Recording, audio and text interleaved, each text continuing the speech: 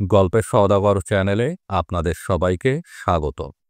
আজকে আমরা শুনব স্যার হেনরি রাইডার হ্যাগার্ডের কিং সলোমনস মাইন্স পর্ব ৩, উম্বুপার আগমন। জাহাজের অবস্থার আবহাওয়ার উপর নির্ভর করে কেপটাউন থেকে ডারবান ৪-৫ দিনের পথ। পূর্ব লন্ডনের পোতাশ্রয়গুলো খুব একটা ভালো না হওয়ার কারণে কার্গো বোট দিয়ে মালপত্র খালাস করতে ২৪ ঘন্টা পর্যন্ত দেরি হতে পারে। তবে ভাগ্য ভালো বলতে হবে আমাদের, এই যাত্রায় মোটেও দেরি করতে হলো না, কারণ বলার মতো ঢেউ না থাকায় চ্যাপড়াতলার বোটগুলো ঝটপট বেরিয়ে এলো জাহাজ থেকে মাল খালাস করতে। ধুপধাপ করে বোটে মাল তুলতে লাগলো তারা। কোনোটা চীনামাটির জিনিস আর কোনোটা উলের, কোনো বাছবিচার নেই। চোখের সামনে ৪ ডজনের একটা শ্যাম্পেইনের কন্টেনার চুরমার হলো। ফেনাইট শ্যাম্পেইনে ভরে উঠল বোটের পাটাতন। একেবারে নির্মম অপচয়। বোটে থাকা কাফরিরাও সম্ভবত এমনটাই ভেবেছিল। তারা কয়েকটা আস্ত বোতল খুঁজে পেয়ে বোতলের মুখ ভেঙে পান করল ভেতরের তরলগুলো। জাহাজের ভেতর থেকেই তাদের উদ্দেশ্যে বললাম, এগুলো হচ্ছে সাদা মানুষদের শক্তিশালী জাদু এবং মরা মানুষের মতোই ভালো। তারা বেশ ভয়ে ভয়েই তীরে ফিরে গেল। আমার বিশ্বাস ভবিষ্যতে আর কখনো শ্যাম্পেন স্পর্শ করার সাহস পাবে না তারা। নাটাল যাওয়ার পুরো পথটাই আমার ভাবনা জুড়ে থাকলো স্যার হেনরি কার্টিসের দেওয়া প্রস্তাবটা। এই কদিন বিষয়টা নিয়ে আমরা নিজেদের মধ্যে কোনো আলোচনা করিনি, যদিও এই সময় তাদের সাথে অনেক শিকার কাহিনীর বিবরণ দিয়েছি, যার প্রতিটিই বাস্তব। যদিও এক্ষেত্রে মিথ্যা কথা বলার আদৌ কোনো দরকার নেই, কারণ একজন পেশাদার শিকারীর জীবনে এসব অদ্ভুত ঘটনা ঘটে যে বানানো গল্প বলার কোনো প্রয়োজনই পড়ে না। কিন্তু এগুলো সব এলো প্রসঙ্গক্রমে। অবশেষে সবচেয়ে উষ্ণ মাস জানুয়ারির এক মনোমুগ্ধকর বিকেলে নাটাল উপকূল পৌঁছালো আমাদের জাহাজ। আশা করছি সূর্যাস্তের আগে পৌঁছাতে পারবো ডারবান পয়েন্টে। ইস্ট লন্ডন থেকে শুরু করে পুরো উপকূলটাই দৃষ্টিনন্দন। লালচে বাড়িয়ারি, দিগন্ত বিস্তৃত সবুজের সমারোহ। মাঝে মাঝে ছোট ছোট বিন্দুর মতো কাফরিদের প্রাল আর পাথরের স্তম্ভে ঢের ফেনায় তৈরি হওয়া দাগ, যেখানে ঢের চূড়া আছড়ে পড়েছে। তবে ডারবানে পৌঁছার ঠিক আগেই অবাক করা প্রাকৃতিক ঐশ্বর্যের মুখোমুখি হবেন আপনি। পর্বতমালার মাঝে দৃষ্টি কাড়বে গভীর পাশ খাড়া ঢাল বিশিষ্ট গভীর গিরিখা। শতাব্দীর পর শতাব্দী ধরে বৃষ্টির পানি চয়ে বয়ে চলার কারণে সৃষ্টি হয়েছে এই ক্লুফ, যার নিচে ঝলমল করছে নদী। রয়েছে ঘন সবুজের সমারোহ। সর্জানো নিজ হাতে রোপণ করেছেন এই শ্যামলিমা। আরেক ধরনের সবুজও রয়েছে এলাকা জুড়ে, দিগন্ত বিস্তৃত ভুট্টা ক্ষেত, আর তার মাঝে মাঝে রয়েছে আখের ক্ষেত। মাঝে মাঝে চোখে পড়বে সাদা রঙের বাড়ি, শান্ত সমুদ্রের দিকে তাকিয়ে যেন দাঁত বের করে হাসছে। পুরো দৃশ্যপটটাই মনের মাঝে সতেজতার পাশাপাশি এনে দিবে দৃঢ় কাতরতার এক অনুভূতি। তবে আমার ব্যক্তিগত অভিমত, একটা দৃশ্যপট পুরোপুরি সৌন্দর্যমণ্ডিত হতে হলে অবশ্যই সেখানে মানুষের অস্তিত্ব থাকতে হবে।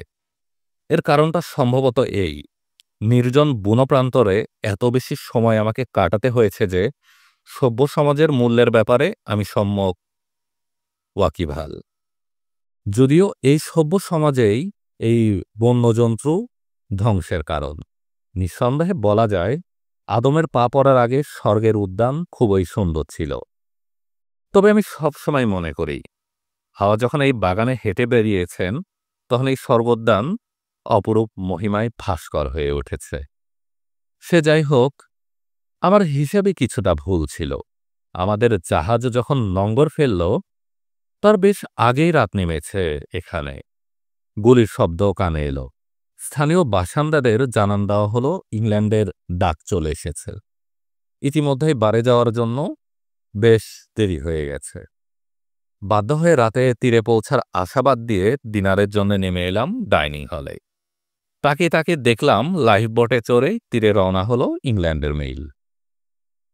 ডিনার সেরে যখন উপরে ফিরলাম, ততক্ষণে চাঁদ উঠেছে আকাশে। চাঁদের রূপারে আলোয় ভেসে যাচ্ছে সাগর আর সৈকত। এমনকি লাউঠা লাইট হাউসের ঝলকও স্নান মনে হচ্ছে সে স্বর্গীয় আলোর কাছে। সৈকতের দিক থেকে ভেসে আসছে মশলার গন্ধ, যা আমাকে সর্বদাই মিশনারি আর সেখানকার প্রার্থনা সঙ্গীতের কথা মনে করিয়ে দেয়। শত শত আলোকবিন্দু দেখা যাচ্ছে, ওগুলো বেরিয়া শহরের ঘরে ঘরে চলতে থাকা বাতি। কাছাকাছি একটা ব্রিগ থেকে সারি গান ভেসে আসছে। অনুকূল বাতাসে নোঙর তুলে যাত্রা তোড়জোড় করছে জাহাজের নাবিকেরা। সার্বিকভাবে বিবেচনা করলে এটাকে একটা পরিপূর্ণ রাতই বলা চলে। এমন একটা রাত যা আপনি কেবল দক্ষিণ আফ্রিকাতেই দেখতে পাবে। আর এটা যেন শান্তির এক রূপালী চাদর দিয়ে ঢেকে দিয়েছে বিশ্ব চরাচরকে। এমনকি বুলডগের মতো শিকারপ্রিয় এক যাত্রীকেও যেন মোহগ্রস্ত করে তুলেছে এই নৈসর্গিক সৌন্দর্য। জাহাজের সর্বোচ্চ ডেকের সম্মুখ প্রান্ত বা ফোকাসেলে এর খাঁচায় বন্দি বেবুনের পিছনা নিয়ে কেবিনের দরজায় নাক ডাকছে সুখস্বপ্নে বিভোর হয়ে। আমরা সবাই, sir Henry Curtis, captain good এবং আমি, হাজির হয়েছি হুইলের কাছে। কারো মুখেই কোনো কথা নেই। তারপর মিস্টার কোয়ার্টারমে অবশেষে নীরবতা ভাঙলেন স্যার হেনরি। আবার প্রস্তাবটার ব্যাপারে কিছু ভেবেছেন? ঠিক, প্রতিধ্বনি করলেন ক্যাপ্টেন গুড। বিষয়টা নিয়ে কি সিদ্ধান্ত নিলেন মিস্টার কোয়ার্টারমেইন? আশা করি কিং সলোমনস মাইন্স পর্যন্ত আপনি আপনার মূল্যবান সময় দিয়ে আমাদের ধন্য করবেন। কিংবা নেভিল নামে যে ভদ্রলোককে আপনি চেনেন, তিনি যে পর্যন্ত অগ্রসর হয়েছেন। উঠে দাঁড়িয়ে পাইপের ছাই ছাড়লাম। আসলে এখনো বিষয়টার ব্যাপারে মন স্থির করতে পারিনি। ছাই ঝাড়ার ছলে কিছুটা সময় ক্ষেপণের চেষ্টা করছি মনস্থির করার জন্য। জ্বলন্ত তামাক সাগরের পানিতে পড়তে যে কয়েক সেকেন্ড সময় লাগলো, ওইটুকু সময়ই আসলে দরকার ছিল মন স্থির করার জন্য।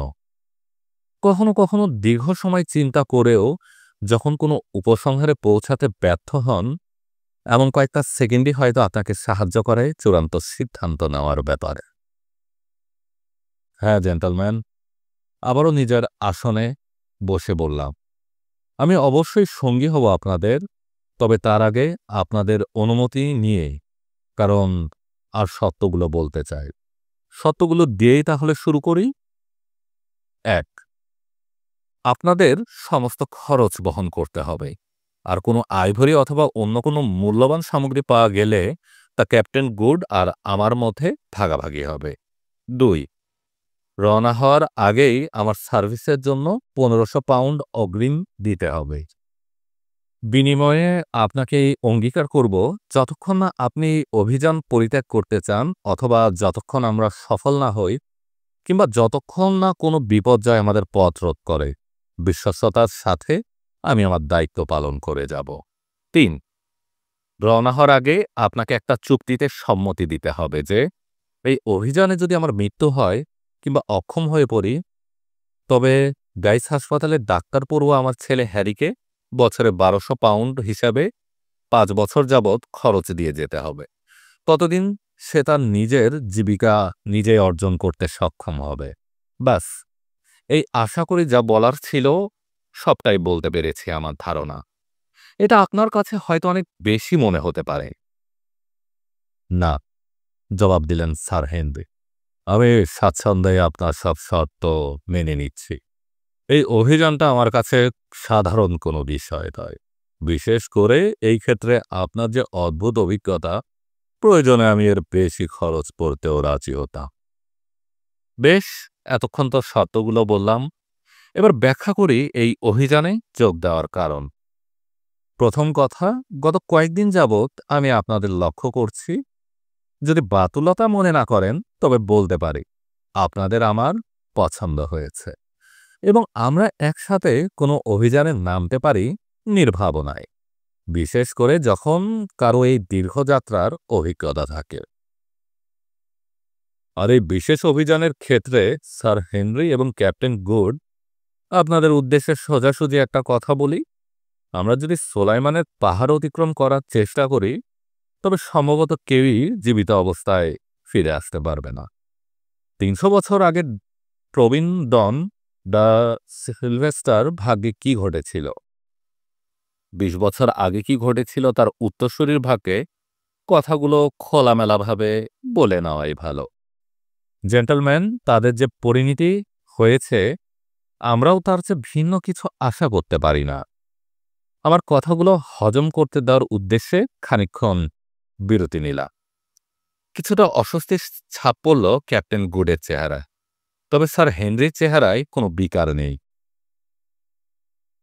আমরা অবশ্যই চেষ্টা করব আমাদের অভিযান সফল করার জন্য, জবাব দিলেন স্যার হেনরি। আপনি হয়তো ভাবতে পারেন, বলতে লাগলাম, যদিও এটা আমার ধারণা হয়, তবে আপনাদের আগেই বলছি, আমার মতো ভীরু একজন লোক কেন এরকম অভিযানে যেতে রাজি হচ্ছে। এর কারণ মূলত দুটো। প্রথমত, আমি একজন অদৃষ্টবাদী মানুষ এবং বিশ্বাস করি ভাগ্য আগে থেকেই নির্ধারিত। আর এই কারণেই আমার নিয়তি যদি সুলাইমান পর্বতেই লেখা থাকে, তবে আমার ভাগ্য এমনিতেও আমাকে সেখানে টেনে নিয়ে যাবে। ঈশ্বর সর্বশক্তিমান, তাতে কোনো সন্দেহ নেই। আর এই কারণেই ওটা নিয়ে অযথা দুশ্চিন্তা করে কোনো লাভ নেই। দ্বিতীয়ত, আমি একজন দরিদ্র ব্যক্তি।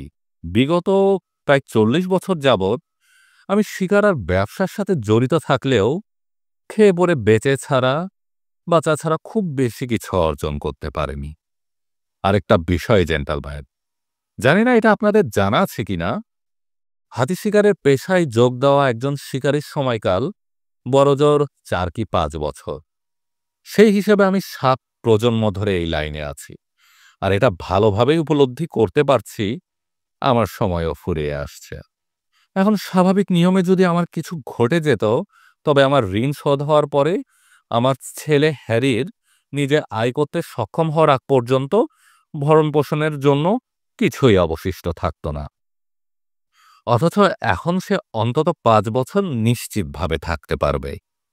সংক্ষেপে বললে পুরো বিষয়টা অনেকটা এরকম।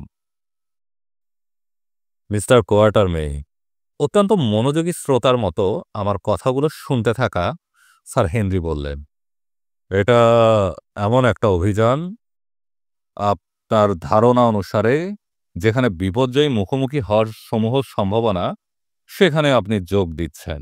এতেই আপনার মহানুভবতা প্রতিফলিত হয়। আপনার ধারণা সঠিক কিনা তা হয়তো একমাত্র সময়ই বলে দিবে। তবে এই মুহূর্তে আমিও আপনাকে কথা দিচ্ছি, এই অভিযান মিষ্ট বা তিক্ত যাই হোক না কেন, আমি এর শেষ পর্যন্ত দেখতে প্রস্তুত। আমাদের উপর কোনো হামলা এলে বিনা যুদ্ধে নাহি দিব সূচাগ্র মেদিনী। পাল্টা জবাব অন্তত দেওয়ার কোনো ত্রুটি করব না। তাই তো গুড? সে তো নিশ্চয়, সাথে সাথে জবাব দিলেন ক্যাপ্টেন। আমরা ৩ জনই বিপদের মুখোমুখি হতে অভ্যস্ত, তারপরও বহাল তবিয়তে এখনো বেঁচে আছি। সুতরাং এখন পিছুটান দেওয়া মোটেও উচিত হবে না। এখন আমি ভোট দিব নিচে গিয়ে স্যালুনে বসার জন্য। বুঝতেই পারছো, নিজেদের সৌভাগ্য পান করার জন্য। ক্যাপ্টেন গুডকে লক্ষ্য করে বললেন স্যার কার্টিস। সবাই মিলে রওনা দিলাম স্যালুনের উদ্দেশ্যে। পরদিন তীরে পৌঁছালাম আমরা। স্যার হেনরি আর ক্যাপ্টেন গুডকে নিয়ে হাজির হলাম বেরিয়াতে, আমার ছোট্ট আবাসস্থলে, যেটাকে আমি আমার নিজের বাড়ি হিসেবে চিনি। ৩টে ঘর আর একটা রান্নাঘর নিয়ে আমার এই বাড়ি। কাঁচা ইটের দেয়াল আর গ্যালভানাইজড টিনের ছাদ। তবে চমৎকার একটা বাগান আছে। সেই বাগানে রয়েছে আমার জানা মতে সেরা জাতের লকট গাছ আর চমৎকার কিছু আমের চারা। আশা করছি অচিরে ওখান থেকে ভালো কিছু ফল পাব। বোটানিক্যাল গার্ডেনের কিউরেটর গাছগুলো আমাকে দিয়েছে। আমার এক বুড়ো শিকারী এই বাগানটা দেখাশোনা করে। সিকুনিসিস প্রদেশের একটা মর্দা মহিষের হামলায় জ্যাক নামের এই শিকারিটির উরুর হাড় ভেঙে যাওয়ায় তার পক্ষে আর শিকারে যাওয়া সম্ভব নয়। জন্মসূত্রে দিক্রুয়া হয় সে কুমার কিংবা বাগানের কাজ করতে পারত। তবে আপনার জুলু রক্ত কখনোই বাগানে কাজ করার ব্যাপারে খুব একটা আগ্রহী হবে না, কারণ এটা শান্তিপূর্ণ শিল্প, আর শান্তিপূর্ণ জীবনযাপন জুলুদের ধাতে নেই। বাগানের শেষ শেষ সীমায় কমলা ঝোপের মাঝে তাঁবু টানালেন স্যার হেনরি আর ক্যাপ্টেন গুড। কারণ আমার বাড়িতে আর কোনো ফাঁকা ঘর নেই, সেই সাথে ফুলের গন্ধ, সবুজ ও সোনালি ফলের সৌরভ নেওয়ার জন্য। কারণ ডারবানে আপনি এই ৩টা জিনিস একই গাছে দেখতে পাবেন, যা রীতিমতো মনোমুগ্ধকর। তাছাড়া অস্বাভাবিক ভারী বৃষ্টিপাত না হলে এখানে মশার উপদ্রব নেই বললেই চলে। মূল প্রসঙ্গে ফিরে আসি। না হলে সুলাইমানের পাহাড়ে যাওয়ার আগেই আমার বকবকানি শুনে ক্লান্ত হয়ে পড়তে পারেন আপনারা। মনস্থির করার পরপরই তোড়জোড় শুরু করলাম অভিযানের প্রস্তুতির। প্রথমে স্যার হেনরি কার্টিসের সাথে দলিল সম্পাদন করলাম। কোনো রকম দুর্ঘটনা ঘটলে আমার ছেলে যেন প্রয়োজনীয় ক্ষতিপূরণ পায়। কিছুটা আইনগত জটিলতার উদ্ভব হলো, কারণ স্যার হেনরি কার্টিস এখানকার স্থানীয় নয়, আর যে সম্পদের কথা বলা হচ্ছে সেগুলোই স্থিতি সাগরের ওপারে। তবে একজন আইনজীবীর সহায়তায় কাজটা সম্পন্ন করা গেল। যদিও এই কাজের জন্য উকিলকে ২০ পাউন্ড চুকাতে হলো, যা আমার কাছে মাত্রা অতিরিক্ত মনে হলো। এরপর ৫০০ পাউন্ডের চেক পেলাম। আমার আগাম সাবধানতার প্রতি এই সম্মান দেখানোয় আমি স্যার কার্টিসের পক্ষে একটা ওয়াগন আর শক্তিশালী সার কিনলাম। ওয়াগনটা ২২ ফুটি, লোহার অ্যাক্সেলটা শক্তিশালী আর হালকা। পুরো ওয়াগনটাই তৈরি স্টিংকউডে। ওয়াগনটা একদম নতুন নয়, একবার যাতায়াত করেছে ডায়মন্ড ফিল্ড থেকে। তবে আমার অভিজ্ঞতায় এরকম ওয়াগনই টেকসই, কারণ এর ফলে বোঝা যায় যে ওয়াগনের কাঠগুলো ভালোমতো সিজন করা। যদি ওয়াগনে কোনো সমস্যা থাকে কিংবা সিজন ছাড়া কোনো কাঠ ব্যবহার করা হয়, তবে প্রথম ট্রিপেই ত্রুটিগুলি ধরা পড়ে। আমরা শিকারীরা এগুলিকে বলি আধে থাকা ওয়াগন, কারণ এর পিছন দিকে মাত্র ১২ ফুট আচ্ছাদন দেওয়া। সামনের পুরো অংশটাই উন্মুক্ত, প্রয়োজনীয় মালামাল বহন করার জন্য। এর শেষ অংশে একটা চামড়ার কার্টেল অথবা বিছানা আছে। ২ জন লোক ঘুমাতে পারে বিছানায়। এছাড়া ছাউনির ভিতর রয়েছে রাইফেল রাখার র‍্যাকসহ খুঁটিনাটি আরও অসংখ্য জিনিসপত্র রাখার জায়গা। বেশ সস্তাতেই পাওয়া গেছে ওয়াগনটা। ১২৫ পাউন্ড গুনতে হয়েছে এটার জন্য। এরপর কিনলাম ২০টা কষ্টসহিষ্ণু এবং পরীক্ষিত জুলু সার। গত ১-২ বছর ধরে এই সারগুলোর উপর নজর ছিল আমার। ওয়াগনের জন্য মূলত ১৬টা সার দরকার, বাকি ৪টা নিলাম দুর্ঘটনাজনিত সাবধানতার হিসাবে। এই জুলু সারগুলো ছোট আর হালকা, আকারে সাধারণ আফ্রিকান সারের তুলনায় অর্ধেকের চাইতে সামান্য বড় হবে, যা আফ্রিকান সারগুলো সাধারণত পরিবহন খাতে ব্যবহৃত হয়। তবে বৈরী পরিবেশে আফ্রিকান সারগুলো যেখানে অচল, সেখানেও এই জুলু সারগুলো বহাল তবিয়তে টিকে থাকবে। হালকা বোঝা নিয়ে আফ্রিকান সারগুলো দিনে বড়জোর ৫ মাইল পথ পেরোতে পারবে। অন্যদিকে এগুলো কোনো রকম ফসকা না ফেলেই তার চেয়ে দ্রুত এগোতে পারবে। সবচেয়ে বড় কথা, এই পুরো পাল্টাই পরীক্ষিত, অর্থাৎ ওগুলো পুরো দক্ষিণ আফ্রিকা জুড়ে কাজ করেছে। সুতরাং বলা যায় যে তারা রেড ওয়াটার ফিভার প্রতিরোধ ক্ষমতা সম্পন্ন। যখন সারের পাল অদ্ভুত ভেল্টে প্রবেশ করে, তখন এই রোগ সারের পালটাকে পুরোপুরি ধ্বংস করে দিতে পারে। নিউমোনিয়ার একটা ভীতিকর রূপ ফুসফুসের সংক্রমণ, এর প্রাদুর্ভাব এখানে প্রকট। সবগুলোকেই এই রোগের প্রতিষেধক টিকা দেওয়া হয়েছে। এই কাজটা করা হয় সুস্থ পশুর লেজ চিরে সেখানে ফুসফুসের সংক্রমণে মারা যাওয়া পশুর ফুসফুসের কাটা একটা অংশ ঢুকিয়ে দেওয়ার মাধ্যমে। এতে সুস্থ পশুটা সামান্য হলেও এই রোগের বিরুদ্ধে প্রতিরোধক্ষম হয়ে ওঠে, যদিও এই লেজের নিচের অংশটা খসে যায় দেহ থেকে।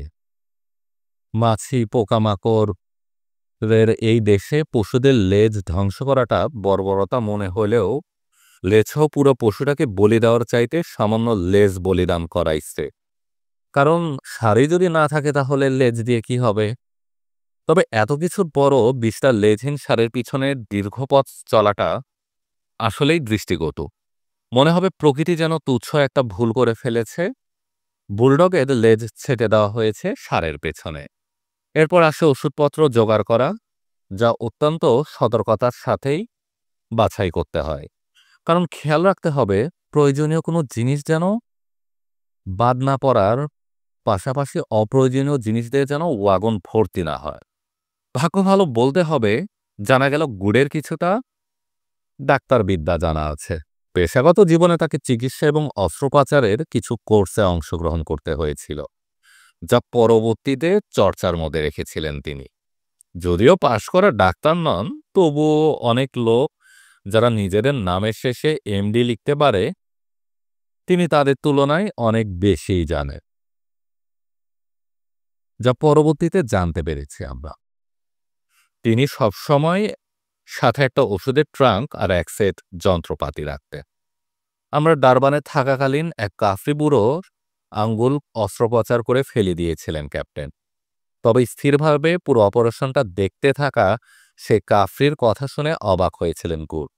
রোগীর দাবি ছিল ওখানে আরেকটা বুড়ো আঙ্গুল লাগিয়ে দিতে, এমনকি সাদা মানুষের বুড়ো আঙ্গুল হলেও আপত্তি নেই তা।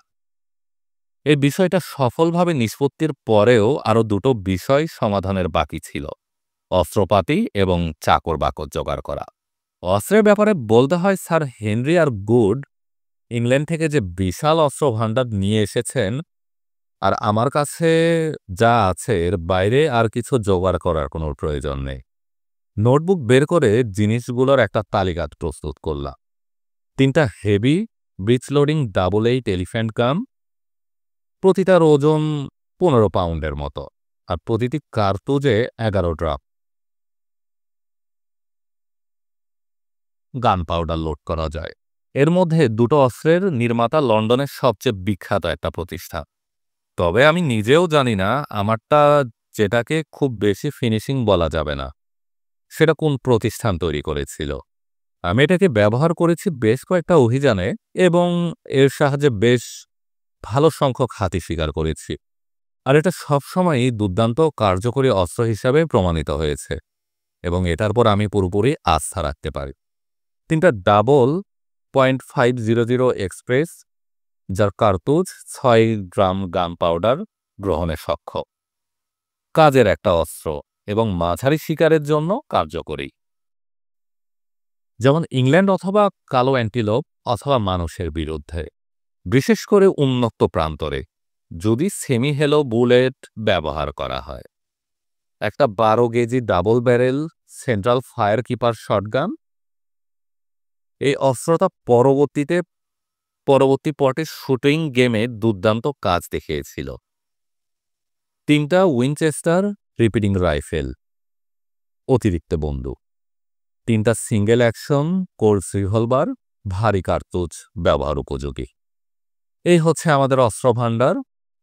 পাঠকরা নিশ্চিতভাবেই বুঝতে পারছে যে সবকটা অস্ত্রই একই ক্যালিবারের, যাদের সবগুলোতে একই কার্তুজ ব্যবহার করা যায়, যা অত্যন্ত গুরুত্বপূর্ণ বিবেচ্য বিষয়। এটা নিয়ে বক্তব্য দীর্ঘায়িত করতে চায় না। প্রত্যেক অভিজ্ঞ শিকারী যথাযথ অস্ত্র আর গোলাবারুদ সরবরাহের গুরুত্বের ব্যাপারে সম্যক ওয়াকিবহাল। এবার আমাদের জনবল নিয়োগের পালা। নিজেদের মধ্যে বিস্তারিত আলোচনার পর এই সিদ্ধান্তে পৌঁছালাম যে সাহায্যকারী লোকের সংখ্যা হবে 5, একজন ড্রাইভার, একজন লিডার আর একজন ভৃত্য। কোনো রকম ঝঞ্ঝাট ছাড়াই ড্রাইভার আর লিডার জোগাড় হলো। 2 জন জুলু, নাম যথাক্রমে গোজা আর টম। তবে হিমশিম খেতে হলো ভৃত্য জোগাড় করতে গিয়ে। অত্যন্ত গুরুত্বপূর্ণ বিষয় হচ্ছে ভৃত্যদের বিশ্বস্ত হওয়ার পাশাপাশি অবশ্যই সাহসী হতে হবে, আর এই অভিযানে আমাদের জীবন অনেকটাই নির্ভর করবে তাদের কার্যকলাপের উপর। শেষ পর্যন্ত 2 জন ভৃত্য জোগাড় করতে পারলাম, একজন হটেনটট,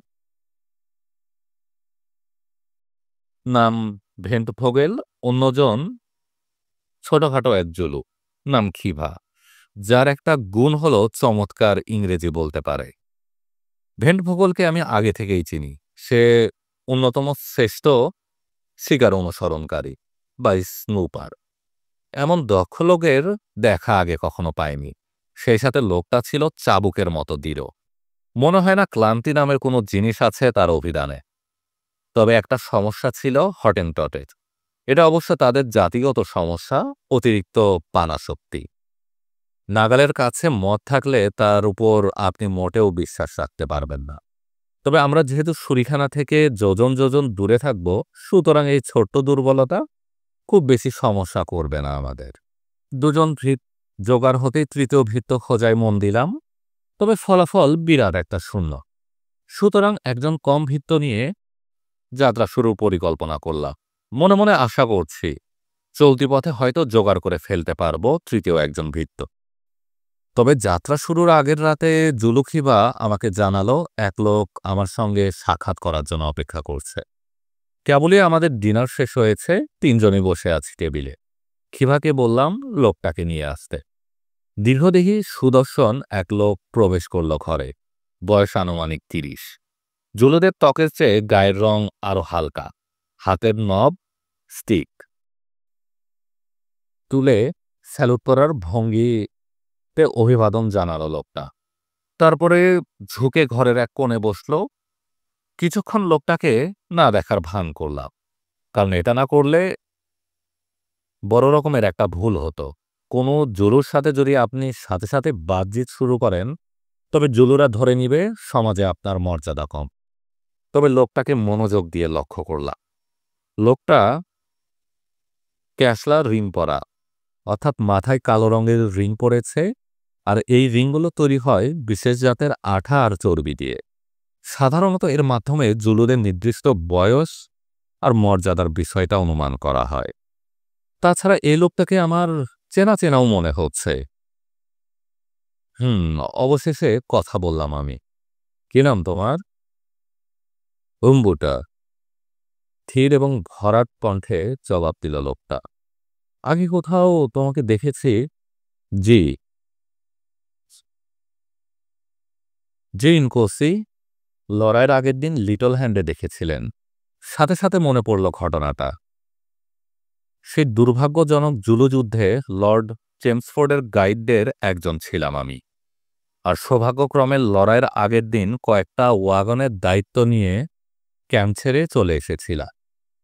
মনে আছে ওয়াগনের সাথে সারগুলোকে জোড়ার সময় এই লোকটার সাথে কথা হয়েছিল আমার। স্থানীয় কিছু ভাড়াটে সৈন্যদের উপর লোকটার কিছুটা প্রভাব ছিল, আর লোকটা সন্দেহ প্রকাশ করেছিল এই ক্যাম্পের নিরাপত্তার ব্যাপারে। লোকটাকে আমি সেই সময় বলেছিলাম মুখ বন্ধ রাখতে, আর বলেছিলাম বিষয়টা বিজ্ঞ নেতাদের উপর ছেড়ে দিতে। যদিও পরবর্তীতে লোকটার কথাগুলো ভেবেছিলাম। মনে আছে আমার, জবাব দিলাম। এখন কি চাও? আমি যা চাই মাকুমাজন। মাকুমাজন হচ্ছে কোয়াটারমেইনের কাফরি নাম। এর অর্থ রাতের অতন্দ্র প্রহরী। আরও গ্রাম্য ভাষায় বললে যে তার চোখ সবসময় খোলা রাখে।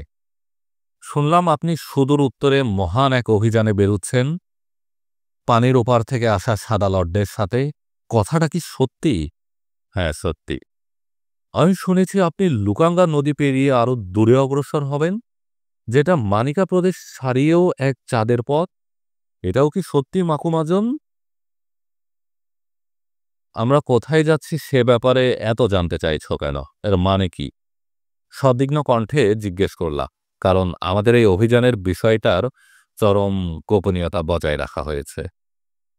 এর কারণ হচ্ছে, হে সাদা মানুষেরা, যদি নিশ্চিতভাবে এতটা দূরে যাত্রা করতে চান, আমিও আপনাদের সঙ্গী হতে চাই। লোকটার কথার ধরন কিছুটা দ্বন্দ্বে ফেলে দিয়েছে আমাকে, বিশেষ করে সে ইনকুসি না বলে হে সাদা মানুষ বলার বিষয়টা। তুমি সম্ভবত একটা বিষয় ভুলে গেছ, বললাম আমি। তোমার কথাগুলো অসচেতন ভাবে বলা মনে হচ্ছে। এটাকে মোটেও সম্বোধনের ধরন বলা যায় না। তোমার নাম কি আর কোনো ক্রালে তোমার বসবাস? আমাদের পরিষ্কার করে বলো, যাতে আমরা বুঝতে পারি ঠিক কার সঙ্গে আমাদের বাতচিত হচ্ছে। আমার নাম উম্বুপা, একজন জুলু। যদিও এখানকার জুলুদের অংশ নই। আমার গোত্রের বসবাস সুদূর উত্তরে চাকা জুজুল্যান্ডে রাজত্ব কায়েম বহু আগে, 1000 বছর আগে। এই জুলুরা ওই স্থান ত্যাগ করে নেমে এসেছিল এখানে। আমার কোনো ক্রাল নেই। বহু বছর ধরে যাযাবরের মতো ঘুরে বেড়াচ্ছে। সেই শৈশবে সুদূর উত্তর থেকে জুজুল্যান্ডে এসেছি। সেটিওয়েডর এনকম্বাকসির রেজিমেন্টে ছিলাম। পরে জুজুল্যান্ড থেকে পালিয়ে নাটাল চলে এসেছি, কারণ আমি সাদা মানুষদের পথ দেখতে আগ্রহী ছিলাম। তারপর সেটিওয়েডর বিরুদ্ধেও যুদ্ধ করেছি। সেই থেকে আমি নাটালেই আছি। এখন আমি ক্লান্ত, আবারও ফিরে যেতে চাই আমার সেই উত্তরে। আমার কোনো টাকা পয়সার দরকার নেই, কিন্তু আমি একজন সাহসী মানুষ। আর আমি চাই আমার যথাযথ থাকার জায়গা আর খাওয়ার পর্যাপ্ত মাংস। ব্যাস এটুকুই আমার বক্তব্য। লোকটার কথার ধরনে কিছুটা বিভ্রান্তি বোধ করছি। লোকটার অভিব্যক্তি দেখে এটা সুস্পষ্ট যে সত্য কথাই বলছে উম্বুপা। তবে সে যে কোনো বিচারেই আর ১০ জন সাধারণ জুলুর তুলনায় একেবারে আলাদা। আমি বরং তার বিনা বেতনে কাজ করতে যাওয়াটাকেই অবিশ্বাস্য ধরে নিয়েছি। দ্বিধান্বিতভাবেই জুলোর কথাগুলা তর্জমা করে শোনালাম স্যার হেনরি আর ক্যাপ্টেন গুডকে। স্যার হেনরি আমাকে বললেন লোকটাকে দাঁড়াতে বলার জন্য। কথা মতো কাজ করল উম্বুপা। পরনের লম্বা মিলিটারি গ্রেড কোটটা খুলে ফেলল গা থেকে। প্রায় নিরাবরণ হয়ে দাঁড়ালো আমাদের সামনে। কেবল চামড়াটা আবৃত চামড়ার কৌপিনে। গলায় সিংহের নখরের নেকলেস। এক কথায় বলতে গেলে দুর্দান্ত দেহসৌষ্ঠব লোকটার। স্থানীয়দের মধ্যে এমন দৈহিক গঠন চোখে পড়েনি আমার। ৬ ফুট ৩ ইঞ্চি লম্বা হবে লোকটা, সেই অনুপাতে চওড়া। সুটাম দেখো। সেই আলোতেই গাঢ় রাত্রির মতো চকচক করছে তো, যদিও এখানে সেখানে গভীর ক্ষতের চিহ্ন। আর কালো শুকনো ক্ষতগুলো তৈরি হয়েছে পুরানো আসাই গায়ের আঘাতে। স্যার হেনরি আসন ছেড়ে জুলোর সামনে দাঁড়ালেন। তাকালেন লোকটার গর্বিত পুরুষালী মুখের দিকে। দারুণ একজোড়া মনে হচ্ছে না গুড? দুজনেই দশাসই। তোমাকে আমার পছন্দ হয়েছে উম্বুপা। আমি তোমাকে আমার ভৃত্য হিসেবে নিব, ইংরেজিতে বললেন স্যার হেনরি। নিশ্চিতভাবেই স্যার হেনরির কথা বুঝতে পেরেছে উম্বুপা। জুলুতে জবাব দিল সে, এটা ভালো। তারপর চকিতে একবার বিশালদেহী শ্বেতাঙ্গের দিকে তাকিয়ে বলল, এখানে পুরুষ বলতে কেবল আমরা দুজন, আপনি আর আমি। আপনারা শুনছিলেন স্যার হেনরি রাইডার হ্যাগার্ডের কিং সলোমনস মাইন্স পরবর্তী পর্ব শুনতে আমাদের গল্পের সওদাগর চ্যানেলে চোখ রাখুন। গল্প পঠনটি ভালো লেগে থাকলে আমাদের চ্যানেলটি সাবস্ক্রাইব করুন, লাইক ও শেয়ার দিয়ে সাথে থাকুন, পাশে থাকুন। গল্প শুনুন।